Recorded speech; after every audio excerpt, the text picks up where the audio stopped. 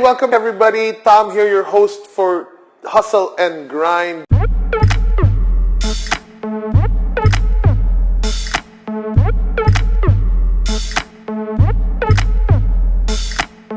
It's one of those times that, you can say that the stars have aligned because this is one of my favorite restaurants in the world. I'm talking about Fat Cow and the founder, purveyor, and chef of Fat Cow, the great and young entrepreneur, Patrick Ko today. What's up, Pat? High five it.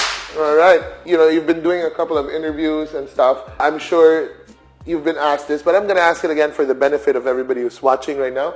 What is it that you do so that the people know who Patrick Ko is? We're just trying to reinvent food. We're just trying to let people know these flavors exist, that these combinations exist, and that's basically our vision and our goal. One thing I really appreciate about this place and Patrick is his attention to quality. You get what it is that you're expecting based on your prior experience. So what went through your mind as you broke it down and mixed these flavors, man? I just want it to be more complex and simple. What is your process? Can you break it down to us in every dish that you create? Okay, it usually starts on a really idle time. So maybe I'm driving down the road, going home, or maybe I'm just playing with my phone, looking at Instagram, looking at pictures of food. You think of something and you taste it without even seeing it, or without even maybe tasting it in person. Then you imagine, and you think how to make it.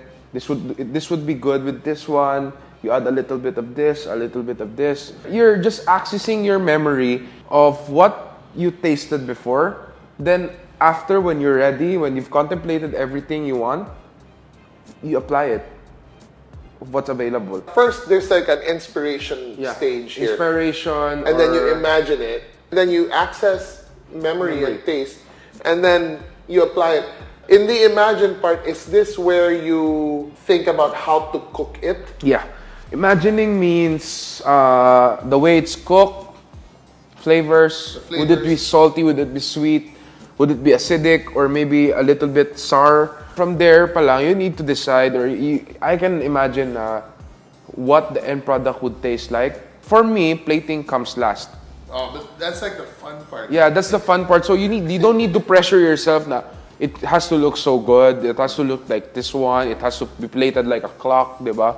You just imagine how it would taste first. Yeah. Then the process follows and follows and follows until you get to the plate and you decide how you plate it, diba? It's amazing to listen to this because what I'm getting also from this whole thing is that the craft has to be perfected first. Before the function of it has to be done first before the form, right?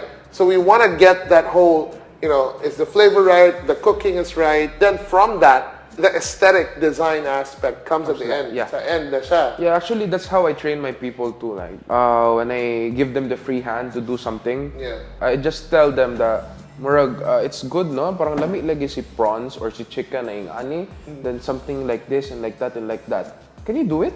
Or can you do it? Who's gonna take responsibility? Then someone raised their hand and, okay, I'll do it. But how do I do it? I want this flavor, I want this flavor, I want this flavor over this protein. And then whatever comes out. Whatever comes out, visualize it, then I'll be there along the way. Yeah. So when they make it, they ask for a recipe then. That's the first problem people have. They are so dependent on something that's written. Tagaan kang ingredient na it's written but you don't know the taste.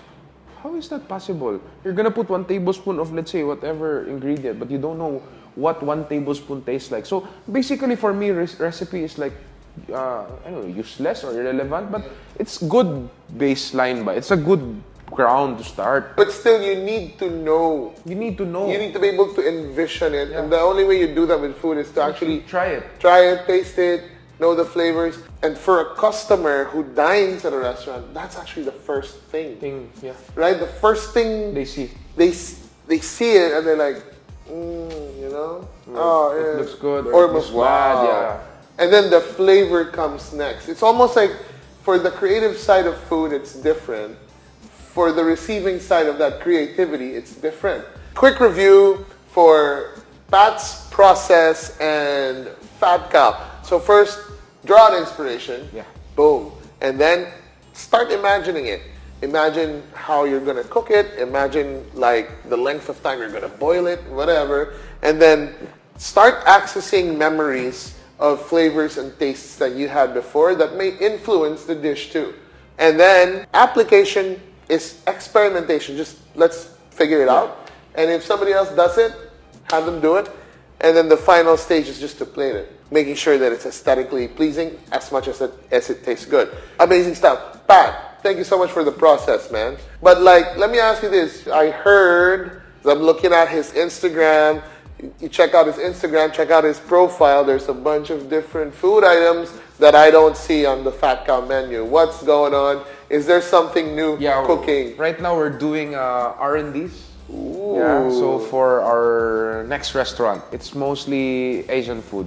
Oh, snap. Yeah. So it's something new. So it's something not in Fat Cow. He just said it. There's going to be a new restaurant. When are you aiming to kind of open its doors and we're going to announce it? When are we doing that? Right now we're looking at April. Ooh, Yeah. April this year. I'm really excited about that. That's happening soon. If you took something away from this, give us a like, give us a comment, maybe reach out to Patrick if you want to eat at their place. Patrick's going to be there. Say hi to him. He's happy to engage. Thank you for the process, man. Thank you. So, Patrick and Tommy, we're out. Boom. Peace.